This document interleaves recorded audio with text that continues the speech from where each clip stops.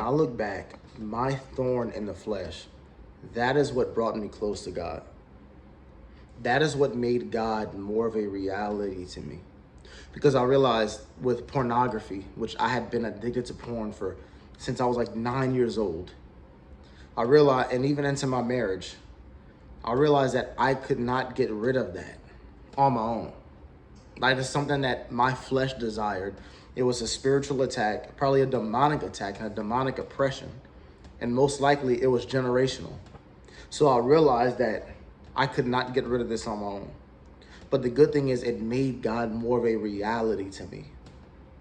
Like, it made him more real to me.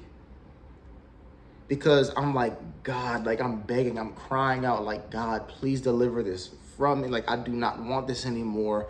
Like, it is destroying my marriage. I'm lying. I'm covering things up. I'm having suicidal thoughts because I feel like I'm not even saved anymore. It's like I'm not going to heaven anyway, so I might as well end it now. Like, it was so much going on with that addiction. That was just it was layer on top of layer. And it made God more real to me because I realized that I could not get rid of this issue on my own.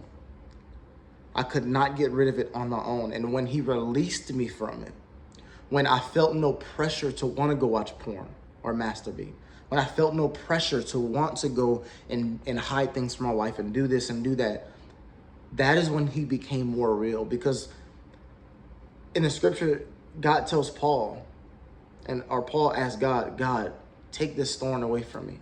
But God tells Paul, my grace is sufficient for you, for my strength is made perfect in your weakness. And I'm just now understanding that scripture.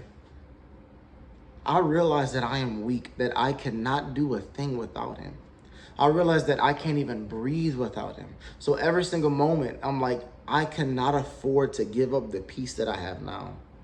I cannot afford to go back to the person that I was and indulge in these things when I know what it caused my family, the pain it caused my family. I refuse to not walk in integrity. I refuse to not be honest, to live a life of lies, because all it did was put a cloud of depression on my life, because I always felt like I was living a false life. And it made God more of a reality to me. It's like the story of Shadrach, Meshach, and Abednego when they were thrown in the fire. They had never seen, collectively, they had never seen Christ in the physical until they were in the fire. Like, they had never seen him standing next to them until they were thrown in the fire. And it's such a beautiful parallel because so many times we're looking for God outside of the fire, outside of the trouble, outside of the pain. When God is like, I'm standing right here with you. My grace is sufficient for you. My strength is made perfect in your weakness. Just give it all to me. Lay it at the altar and have somebody to hold you accountable. So that was my experience. And, God has become more of a reality to me, of me, kicking this addiction and making sure that I have a schedule and making sure that I'm not allowing things into my heart again, like scrolling through Instagram or scrolling through TikTok or scrolling through YouTube or watching these random videos or having my phone while I'm in the bathroom. I have to be preventative. I can't expect for the door to stay closed if I'm constantly opening small doors for it to come back into my life. You have to be held accountable, and you have to keep things out that will tempt you or make you want to fall. So that's how Christ became more of a reality to me.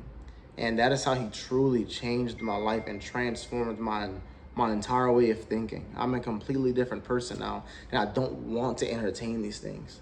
I'm so tired of it. I'm so tired of my old life. I'm so tired of the way I used to live. I'm tired. I want peace. I want to love my wife. I want to love my kids. I want to raise my son and raise my daughters to be mighty men and women of God. I want when they look at me to say, wow, like when my daughters look at me, I want them to say, I want a husband like that. I want when my son looks at me to say, I want to be a father like that. That is my main goal and my main purpose in life, is to raise godly seed. So that's me. That is how God became more of a reality to me. And that is why I love him so much, and I devote my entire life to him. I give myself away.